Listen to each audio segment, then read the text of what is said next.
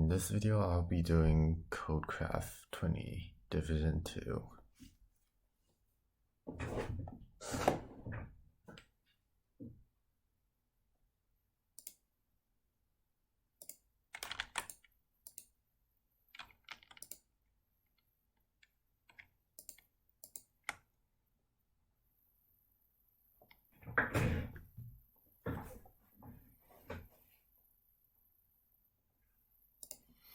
Just things like 3D.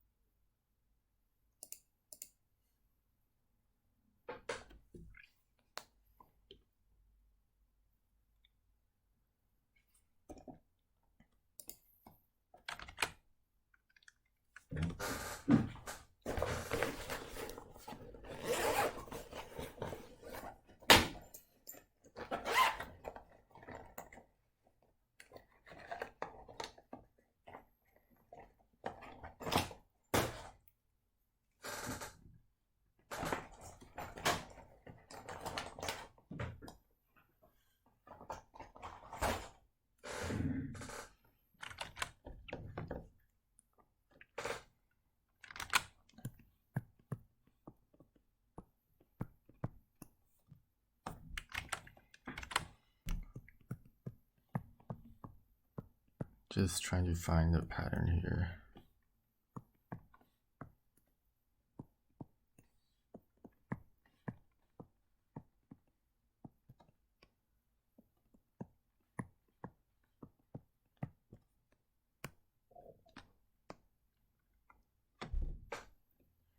So this is like the first k-1 numbers, and then if there are an odd number of elements here, then it'll be reversed, I think.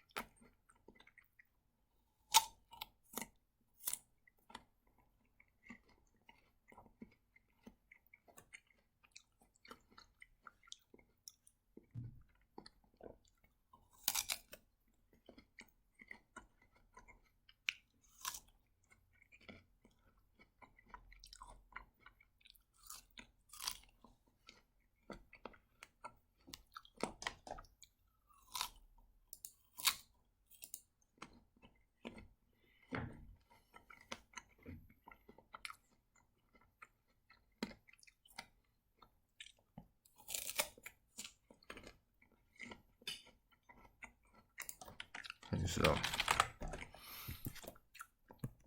Z0 is A0 times B0.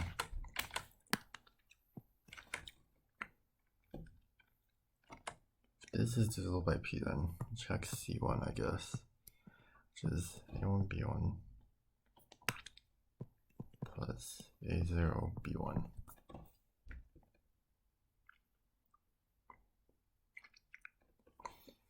You know that one of these is divisible by P, so consider the other one.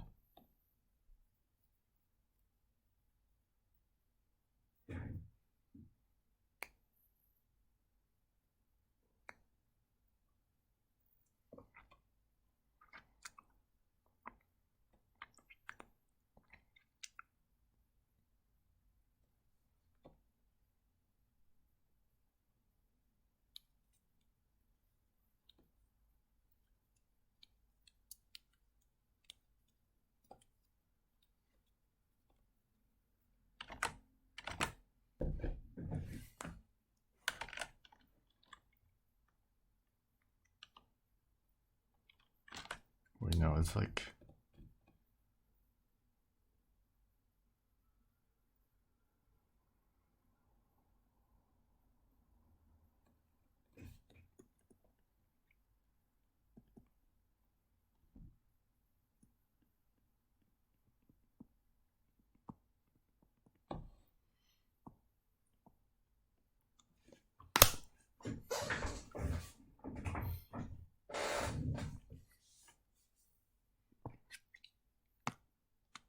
out of each of these elements, one is divisible by P.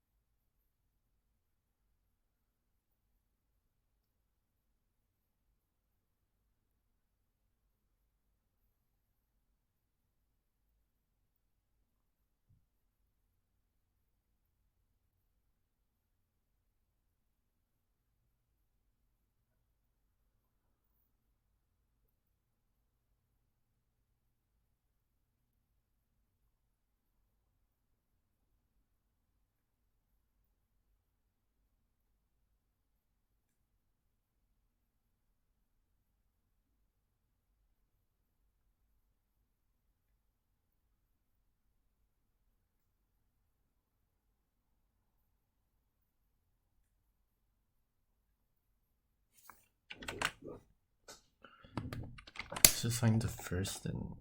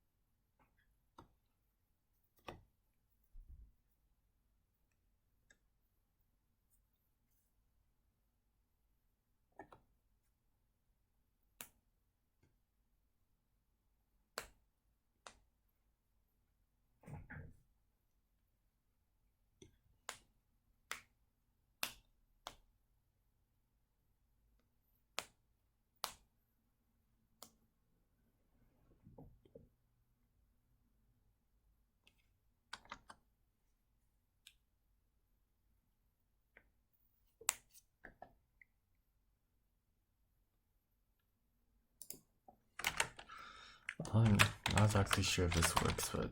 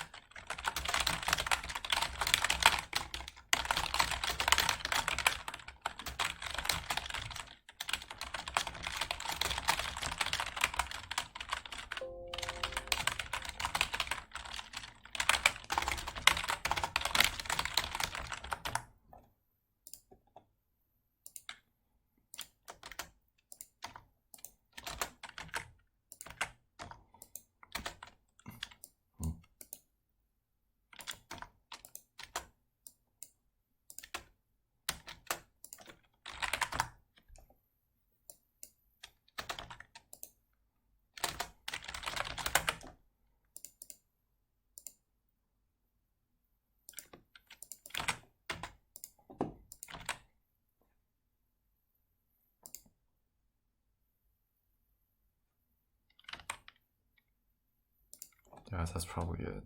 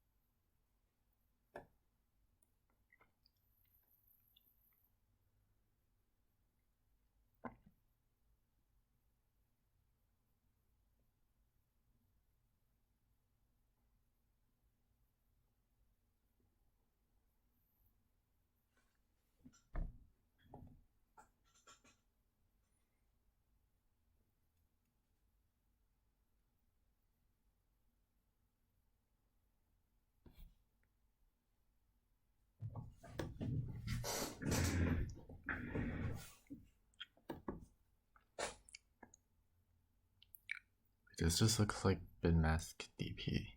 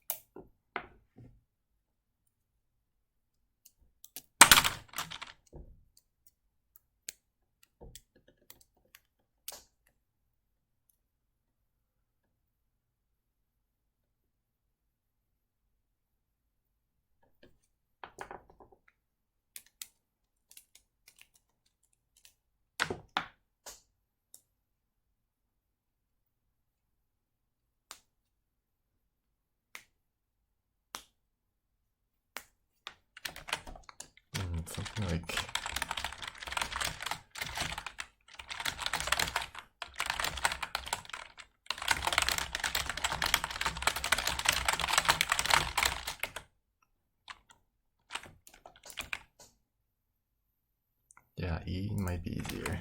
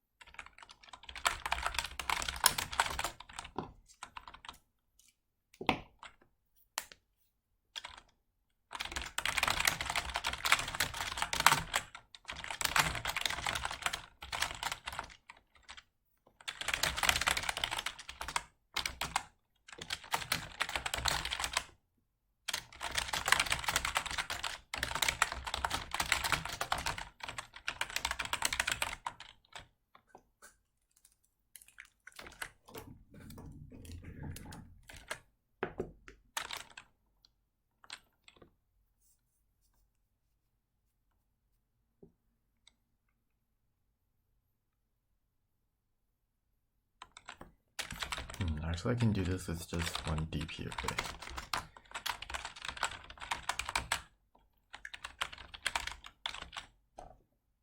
Similar to knapsack.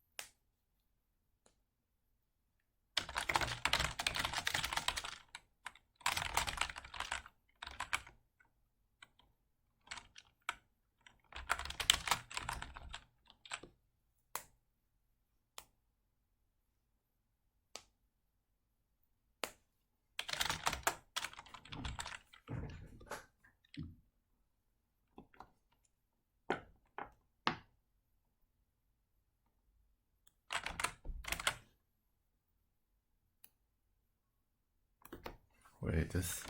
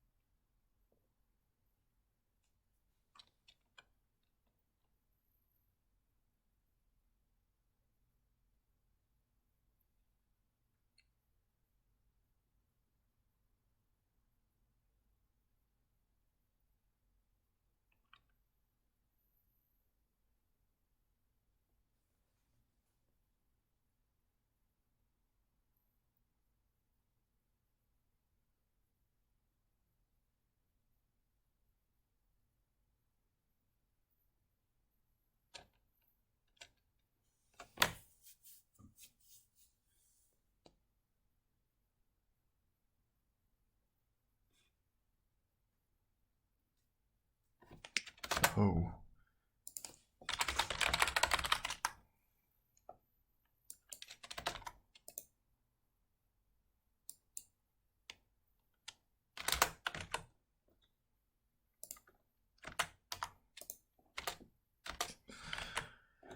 Wait, why is this wrong?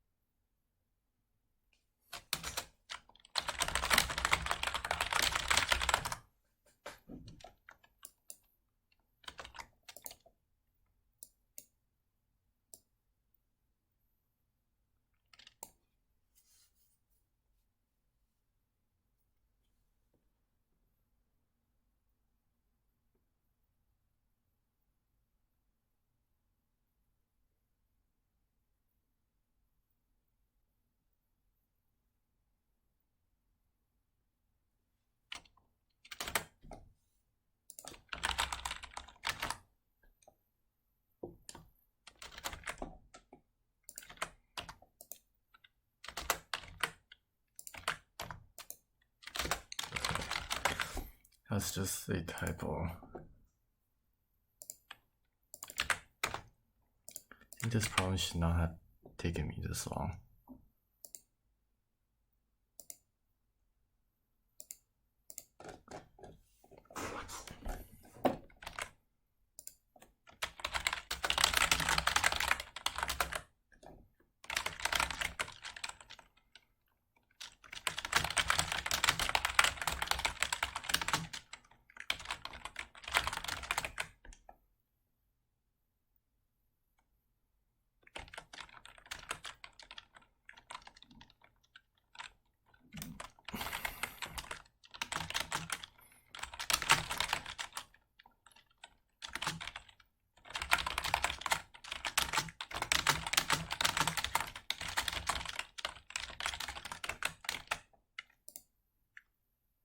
Yeah, this should be good.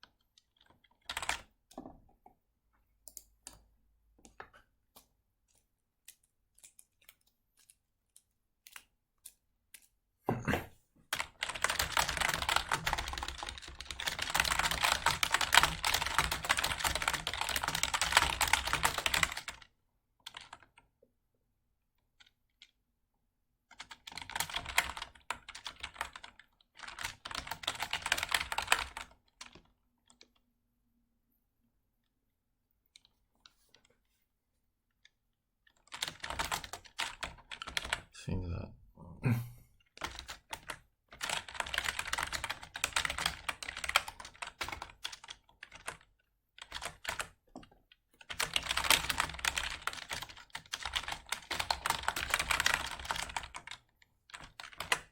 Okay, otherwise, for each component with a -1, need to solve for that component.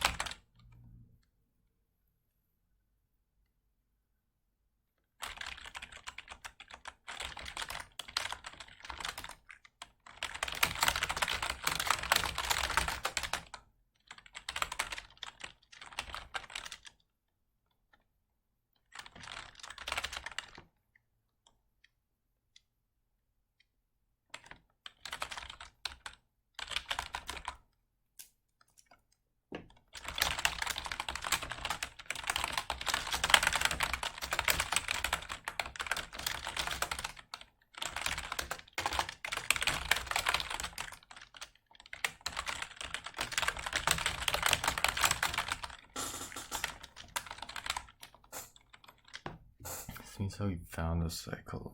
Okay.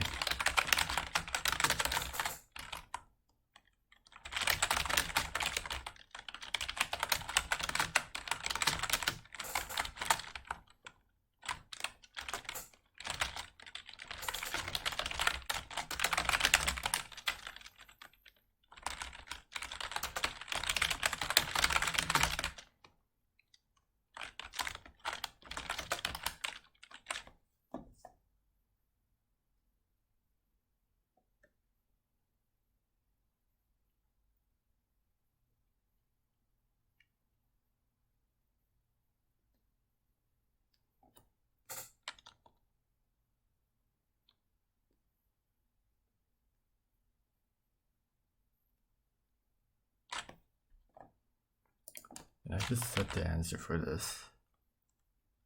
No.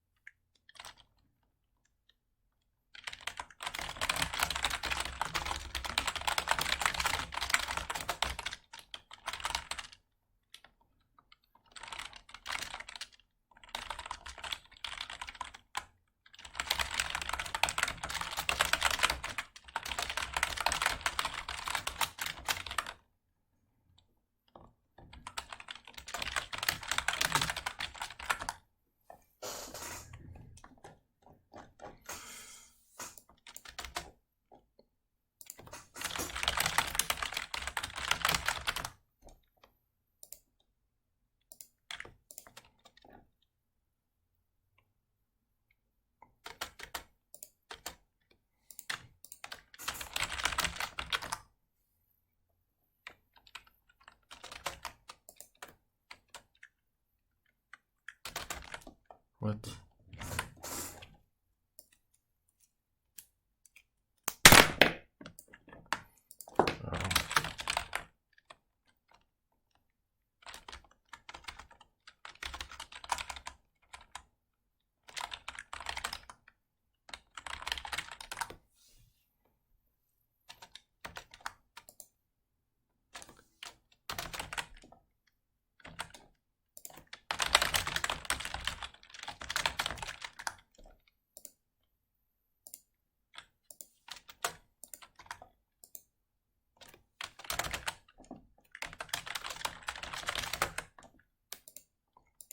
Yeah, let's hope this works. Should I test this?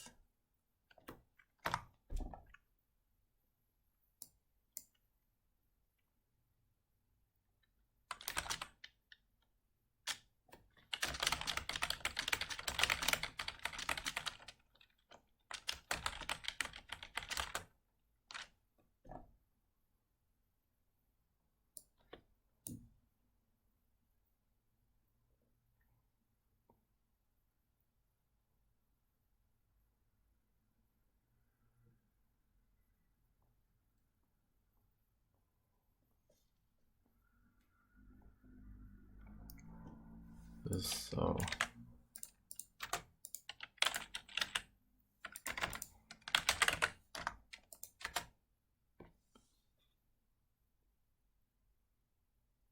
yeah, this looks right. Okay, and then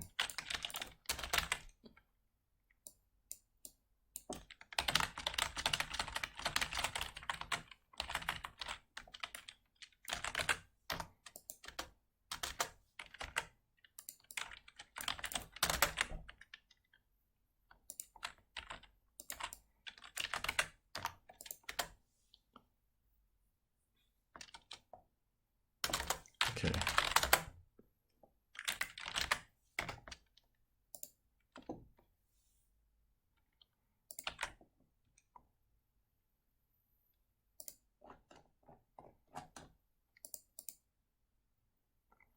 Pretest 14.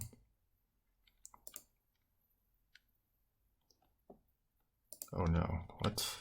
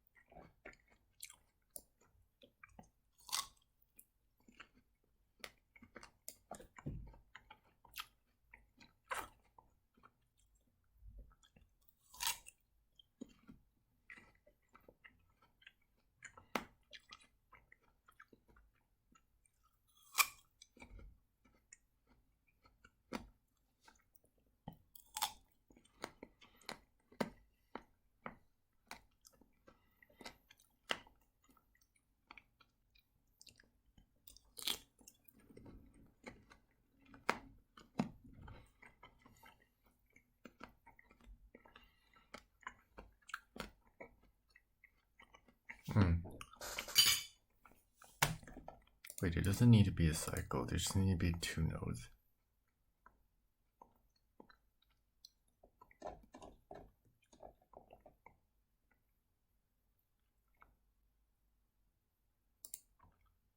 So I just remove this.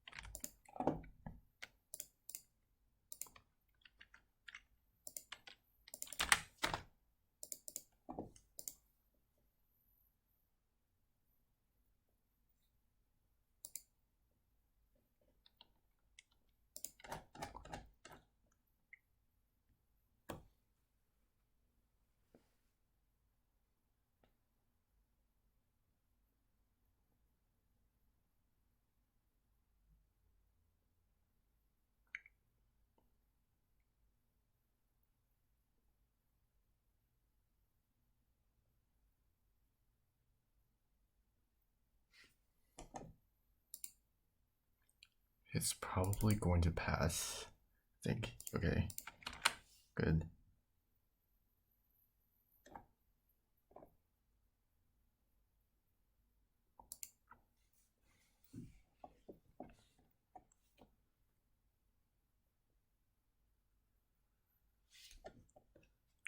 Five seconds.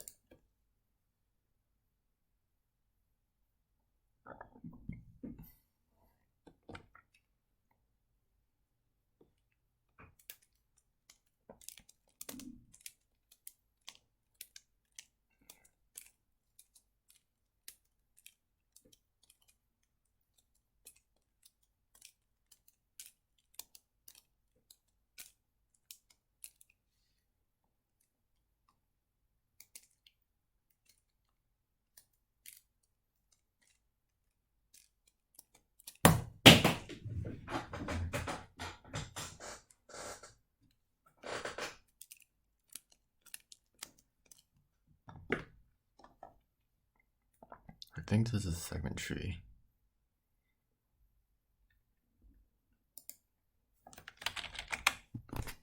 If you have two segments, then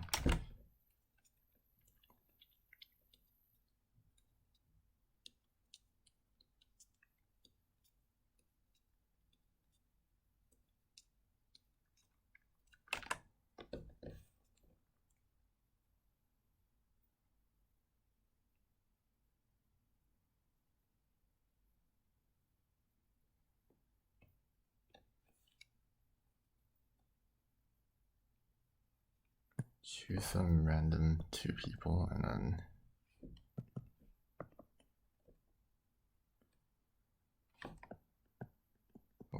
P of I times PI times PJ, and then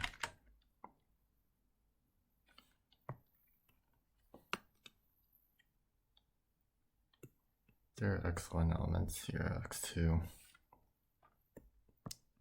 y1, y2, then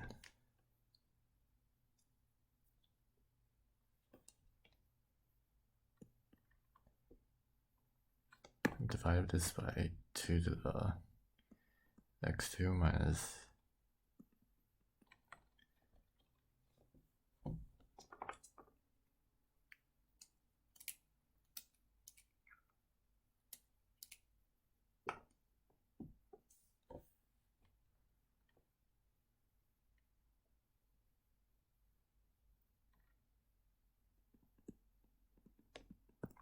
we can actually split this up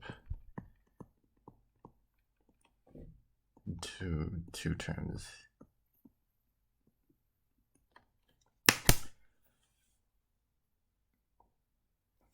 So if we maintain the sum of these,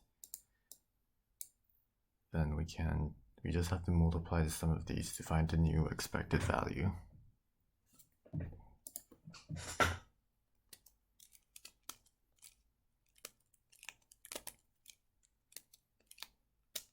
And that seems pretty doable with segment tree.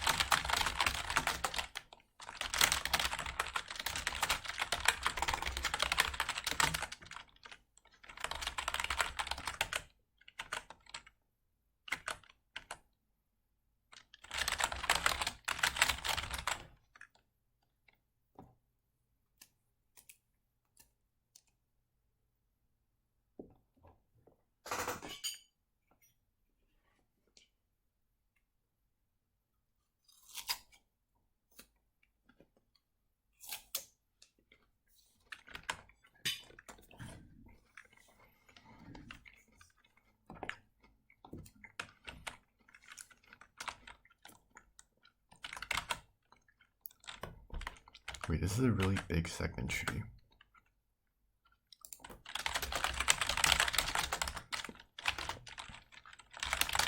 First thing, alright, need powers of 2. No, inverse powers of 2.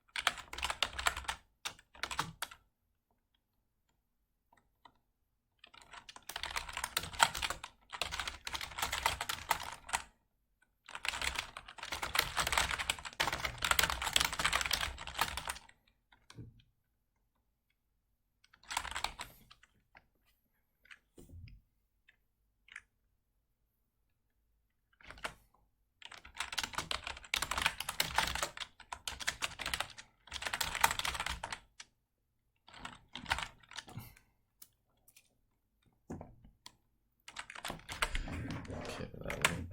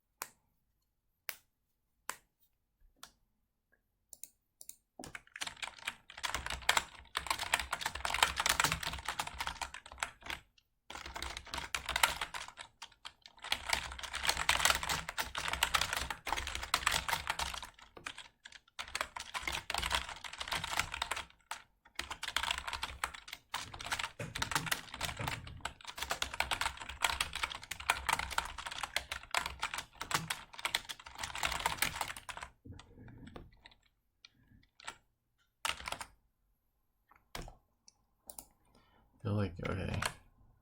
Also need the number of active things in a segment.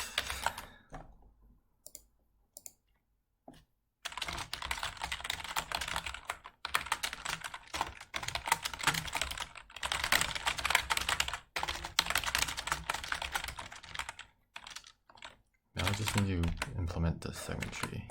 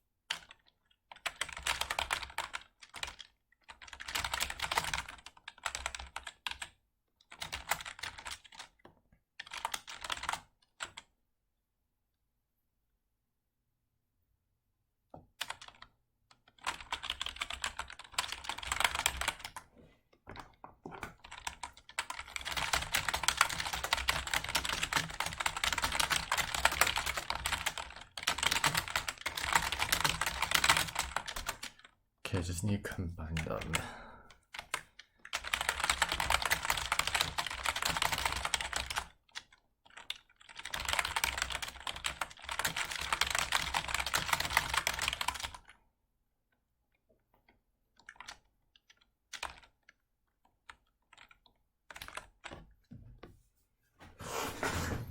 So take SLS, multiply them.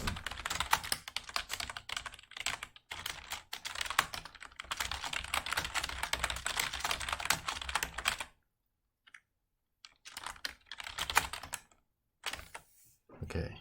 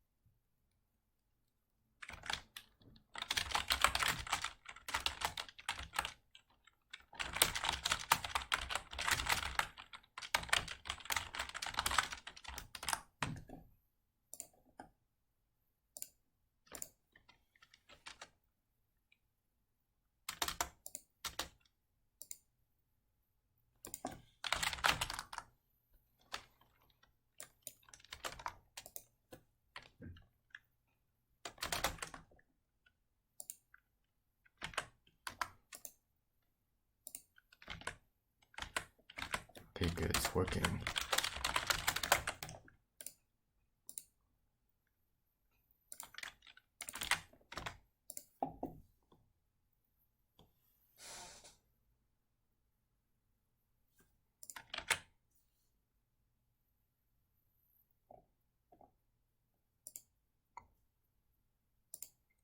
He's getting TLE. Oh, that's sad. Yeah, at least I passed pretest 5.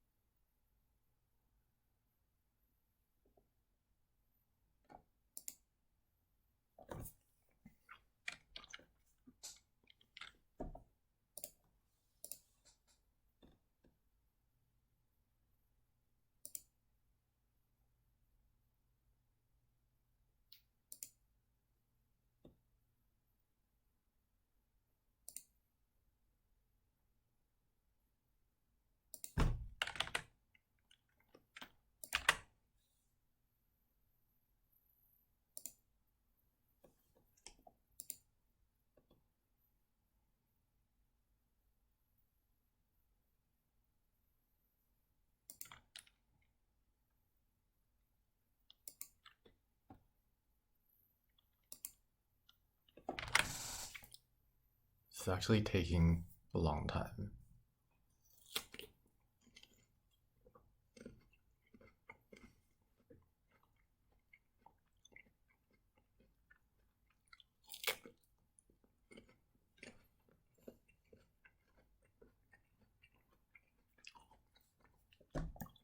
(1,800 milliseconds).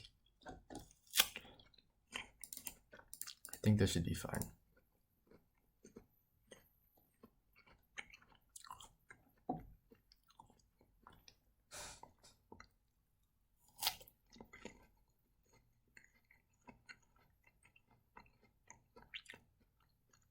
I think I have a good chance of getting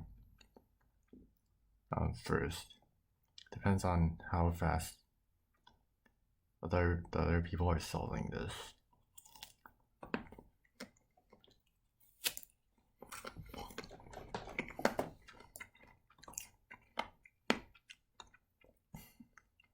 Okay, so I should start with the explanations. So for A, let's assume that we did not have this restriction of m, then we'll basically just, the average score of the class doesn't change. This condition is equivalent to the sum of all the scores of all students doesn't change. So what we do is we can just set the score of student 1 to be the sum of the scores of all students, and then for all their students we'll make their score 0. But then since we have the restriction for m, we'll just take the minimum of the sum with m. For b, you're supposed to find a pattern when you do the transformations. So if you have a string like this, then let's say that k is equal to 4. Then in the first step, we reverse it like this. The second step becomes this. The third step becomes this.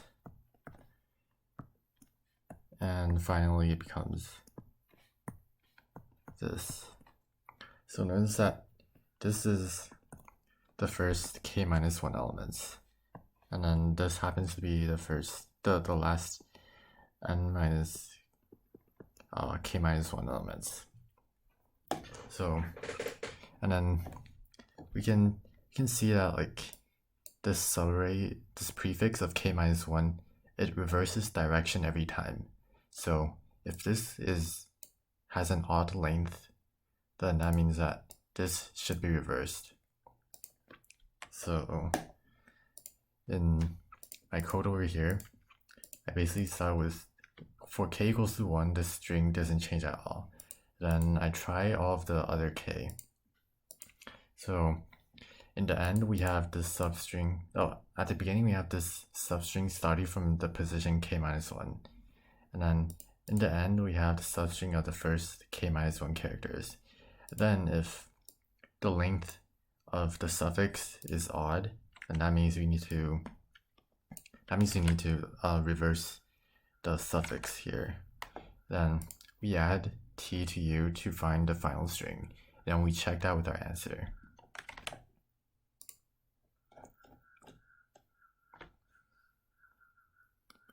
So for C,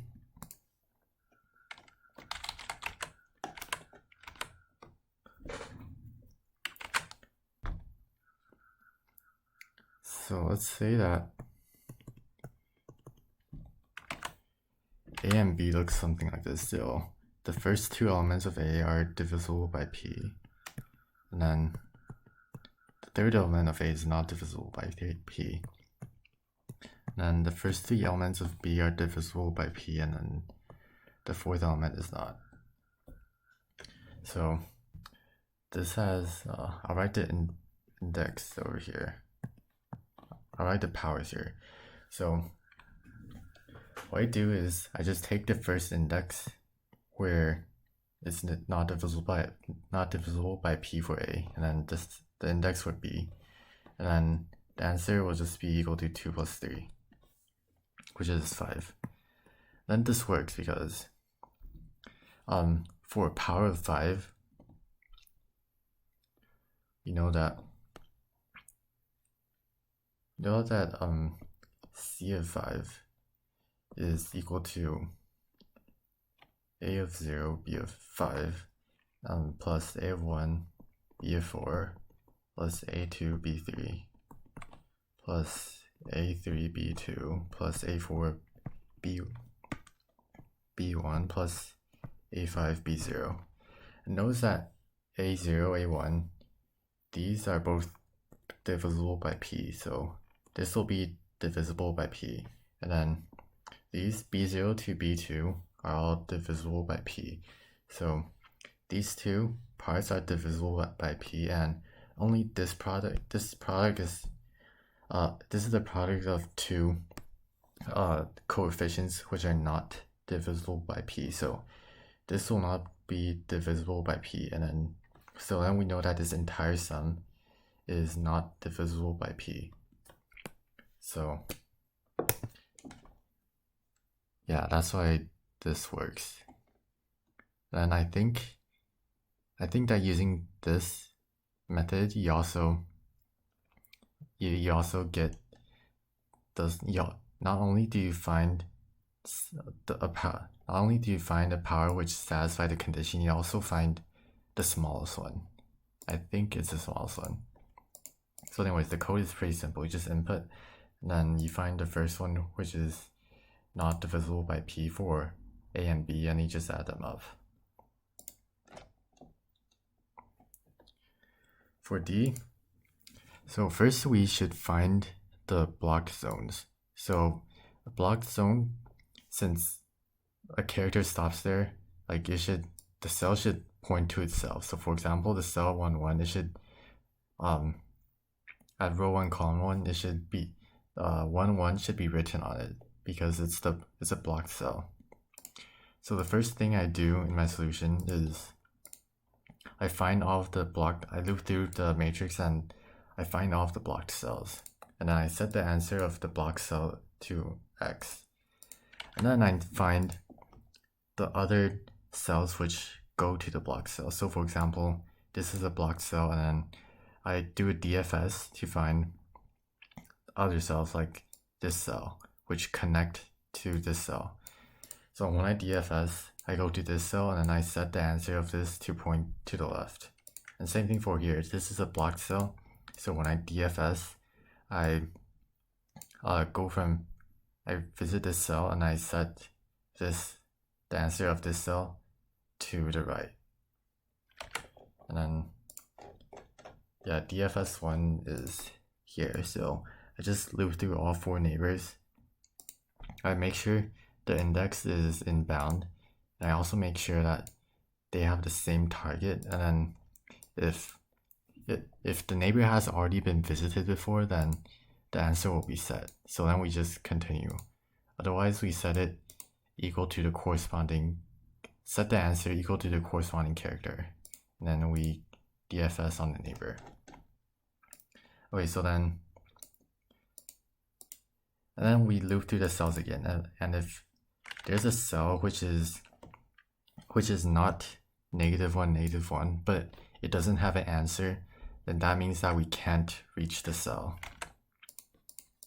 So that means we should say that that means that the grid is invalid, and then we just stop. And otherwise, the rest of the cells will be -1s. So for the rest of the cells,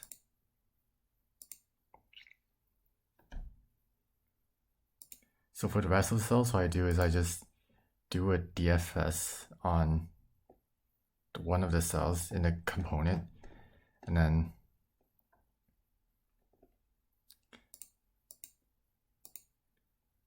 actually I do DFS on one of the cells in the component.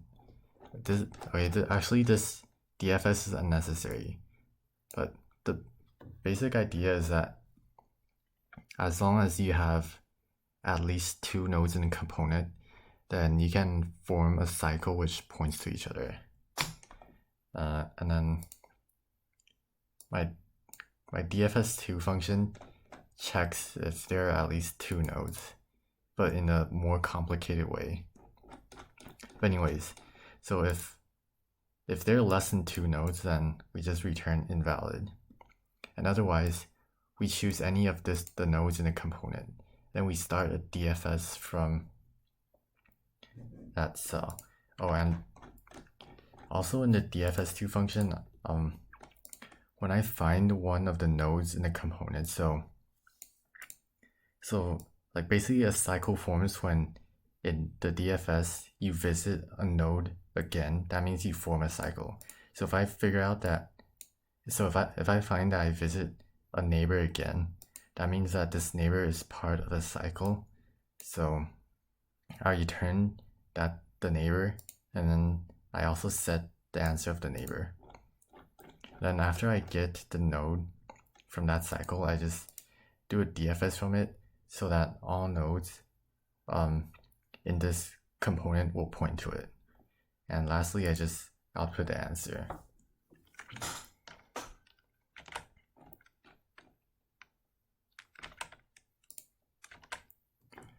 Okay, for E.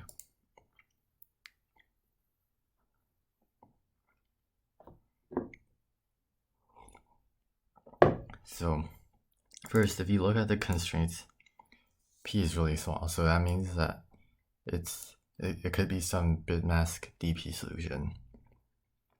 And then next thing we know is that if we don't select a person to be one of the players, then we'll make the biggest. Then if they're part of the audience, then we should select the people with the biggest A of I to be part of the audience.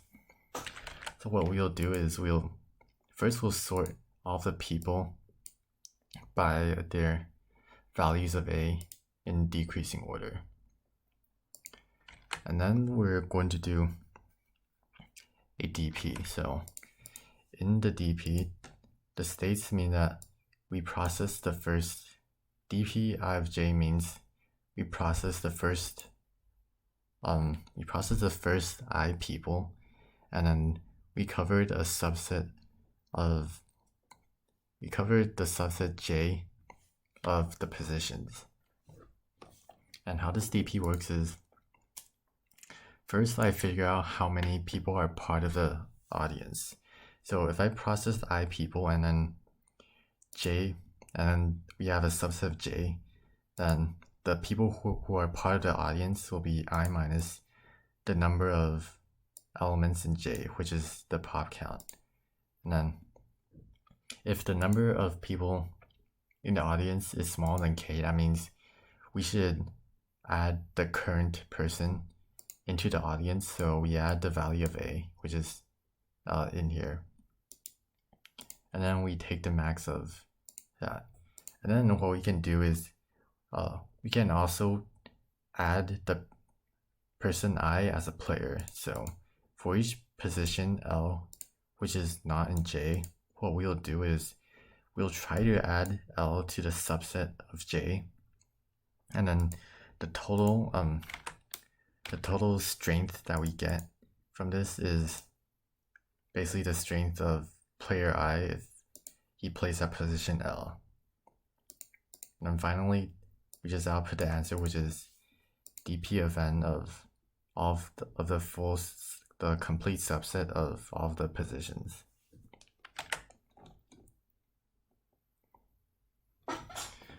Okay, for F. So basically you need to support these updates too, and supporting the updates, basically the condition, the way you calculate the strength, you need to sort all of the chosen things first. So that means that we should probably consider all of the officers in increasing order. So then what we can do is we'll consider all of the officers, including the ones which will come in the future. And then what we'll do is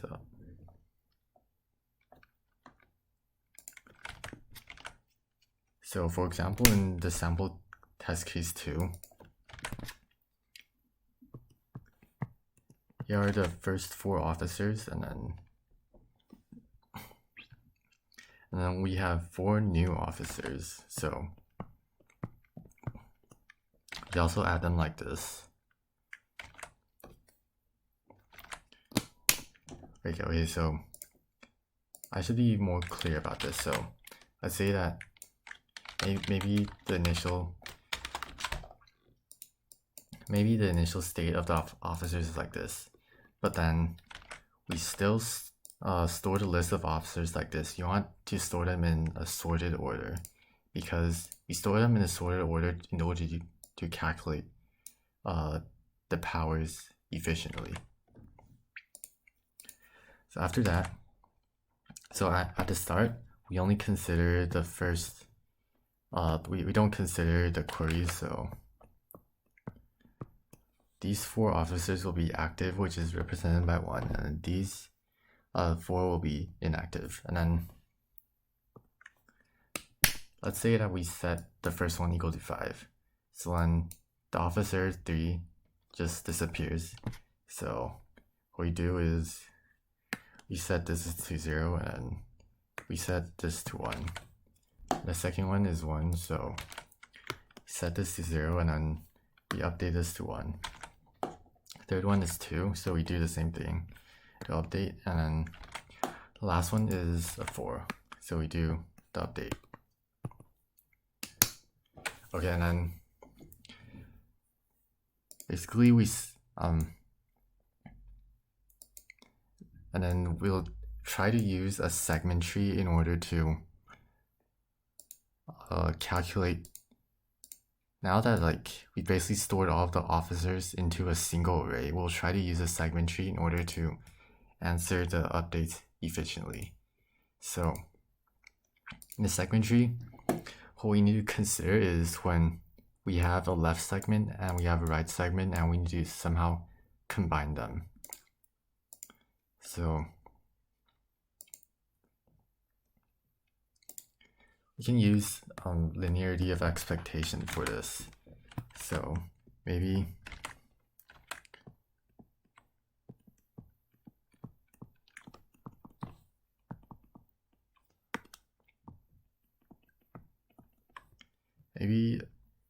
these come from the left segment, and then let's suppose that this comes from the right segment. We can just add the expected value of this from the left segment, and we can find the expected value of this from the answer of the right segment. And now we also need to add the expected value of a of x plus that times a of x plus 1 to this expression. So in order to find the expected value of this, we do is we consider when you choose the officer at position I and position j. So I is from the left segment and j is from the right segment. So the power, for the power, we just basically multiply these two together. And then for the subsets, so we assume that I is the rightmost chosen officer in the left segment, and we assume that j is the leftmost chosen position in the right segment. So that means that our probability of having I being the rightmost position is we have 2 to the x2 choices of subsets to choose if x2 is the number of active officers in this segment, and then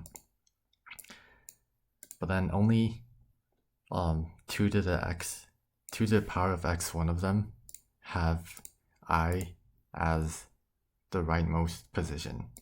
And then the similar logic is true for the right segment. So our expected value is just the sum of this expression over all pairs I and j. And then notice how we can basically split this up into this expression. So what we'll do is in each segment, we will maintain the sum of this in the segment and also the sum of this in the segment. And then when we want to calculate the answer, we will multiply these together, and then we'll add it to the answer for the left segment and the answer for the right segment. And then in order to maintain these, we can also calculate these from the left segments and the right segment pretty easily with some math. So here's the general code. So first, p I of 2, it stores the power of 1 over p of I will store the ith power of 1/2. And then I need these powers of 2 in order to in order to calculate these.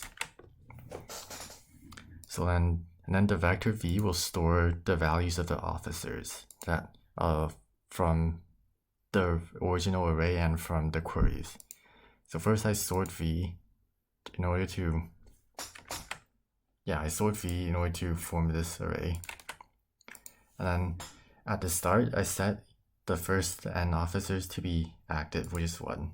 And then I output the answer, and then for each query I deactivate the officer, one of the officers, and then I update the officer, and then I activate it again.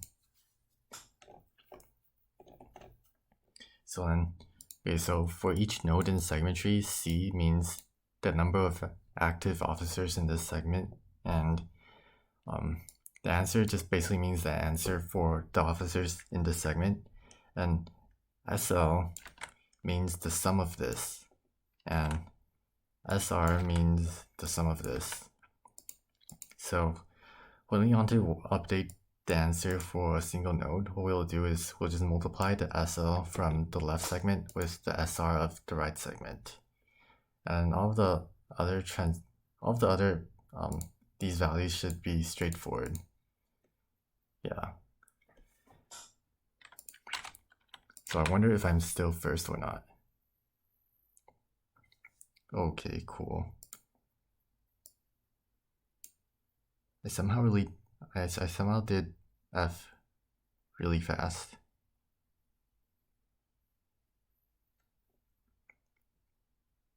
Okay, so if this video was helpful, then be sure to like and subscribe. And if any of the explanations were unclear, then feel free to ask a question in the comments below so that I can try my best to help you.